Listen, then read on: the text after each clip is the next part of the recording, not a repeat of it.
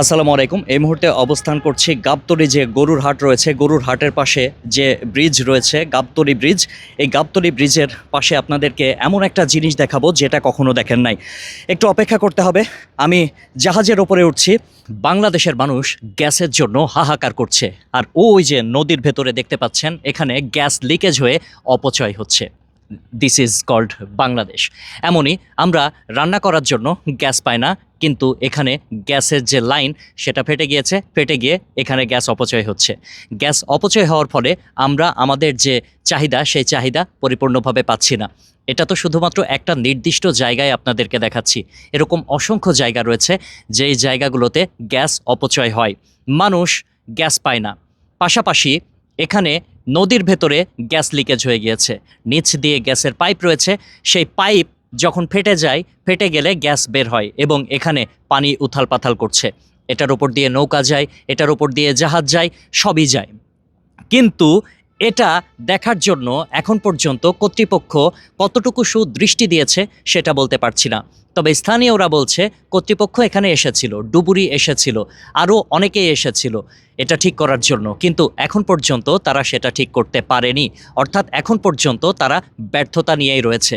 একে তো গ্যাসের সংকট সারা দেশে, আর এভাবে গ্যাস অপচয় হচ্ছে। তাহলে বোঝেন ব্যাপারটা। আমি এই মুহূর্তে অবস্থান করছি গাবতলী ব্রিজ এলাকায়। গাবতলী ব্রিজ থেকে আপনি তুরাগ নদের দিকে তাকাবেন, তুরাগ নদের দিকে তাকানো মাত্রই দেখবেন যে পানি এভাবে উতলাচ্ছে। অর্থাৎ এই জায়গাটা নর্মাল কোনো উতলানো না, নিচে গ্যাসের যে পাইপ রয়েছে সেই পাইপটা ফেটে গিয়েছে, ফেটে এভাবে গ্যাস বল করছে, অর্থাৎ এভাবে বয়েলড হচ্ছে। ব্যাপারটা খুবই কষ্টদায়ক। এছাড়া যখন পানির ভেতরে গ্যাস এভাবে ছড়িয়ে যাচ্ছে, তাতে করে পানি দূষিত হচ্ছে, নদী দূষিত হচ্ছে, তুরাগ নদ এটা দূষিত হচ্ছে। মাছ রয়েছে, আরও অন্যান্য প্রাণী রয়েছে জলজ, তারাও ক্ষতির সম্মুখীন হচ্ছে, পরিবেশের ভারসাম্য নষ্ট হচ্ছে। সব কিছু বিবেচনায় এই জায়গাটা একটা মানে খুবই খারাপ একটা জায়গায় রূপান্তর হয়েছে। স্থানীয় মানুষ এটা তাকিয়ে দেখে আর হাসে, বলে যে এটা ঠিক করার কি কেউ নাই, সরকার কি করছে বসে বসে। একে তো গ্যাসের সংকট সারা দেশে, গ্যাস নিয়ে হাহাকার চলছে, এবং এই গ্যাসের জন্য এভাবে আমরা অবাক হয়ে আসলে তাকিয়ে থাকার কিছুই নাই, মানে হতাশ হয়ে তাকিয়ে থাকা। ব্যাপারটা এমন যে এই জায়গাটা মানুষ হতাশ হয়ে তাকিয়ে তাকিয়ে দেখে যে কিভাবে আমাদের দেশীয় সম্পদ, রাষ্ট্রীয় সম্পদ এভাবে অপচয় হচ্ছে। সরকার এখন পর্যন্ত এটা সমাধান করতে পারেনি, কর্তৃপক্ষ এখন পর্যন্ত এটা সমাধান করতে পারেনি। তাই এভাবেই একের পর এক প্রত্যেকটা দিন 24/7 গ্যাস এভাবে নষ্ট হয়ে যাচ্ছে, এভাবে অপচয় হচ্ছে, যেটা খুবই দুঃখজনক। ইতিমধ্যে আপনারা দেখতেই পাচ্ছেন একটা জাহাজ চলে এসেছে। এই জাহাজটাও আসলে ওই গ্যাসের ওপর দিয়ে আসলে যাচ্ছে, এবং ওখানে আমি জানি না ওখানে ম্যাচ লাইটার দিয়ে যদি আপনি জ্বালিয়ে দেন সেটা জ্বলবে কিনা আমি বলতে পারবো না। তবে আমাদের হৃদয়টা জ্বলে যাচ্ছে। বাংলাদেশে জাতীয় সম্পদ এভাবে নষ্ট হচ্ছে, তুরাগ নদের ভেতরে এভাবে গ্যাসের যে পাইপ সেই পাইপ ফেটে গিয়েছে, ফেটে গিয়ে এভাবে নষ্ট হচ্ছে। এটা খুবই দুঃখজনক, এবং এই দুঃখজনক পরিস্থিতিতেই আপনাদেরকে বলতে হয় এটার সমাধান আমার কাছে জানা নেই।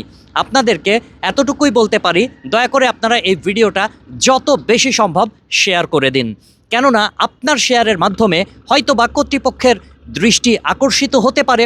কর্তৃপক্ষ চাইলে এটা কোনো না কোনোভাবে ঠিক করতে পারে। বাংলাদেশে তো অসংখ্য বিজ্ঞানী রয়েছে, অসংখ্য মেধাবী রয়েছে, তারা কি পারে না এই জিনিসটা ঠিক করতে? আমাদের প্রকৌশল বিশ্ববিদ্যালয় রয়েছে, সেখানকার ইঞ্জিনিয়াররা কি পারে না এটা ব্যবস্থা গ্রহণ করতে? সরকারের সংশ্লিষ্ট মহল রয়েছে, তারা চাইলে কিন্তু এটা করতে পারে। এটা অবশ্যই চ্যালেঞ্জিং, যেহেতু পাইপ বসানো গিয়েছে নদীর তলদেশ দিয়ে, তাহলে কোনো না কোনো একটা উপায় তো রয়েছে।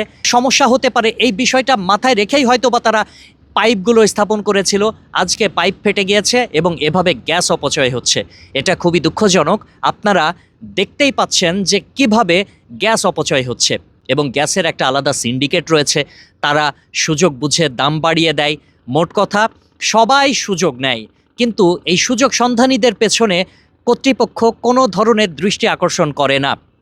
কেন করে না জানি না, তবে আমার কাছে সচেতন নাগরিক হিসেবে মনে হলো এই জিনিসটা আপনাদের সামনে তুলে ধরা। কেননা আমি মনে করি এই জিনিসটা তুলে ধরার মাধ্যমে হয়তোবা কর্তৃপক্ষের দৃষ্টি আকর্ষিত হবে।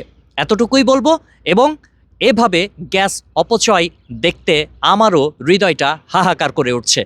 সবাই ভালো থাকবেন। আসসালামু আলাইকুম।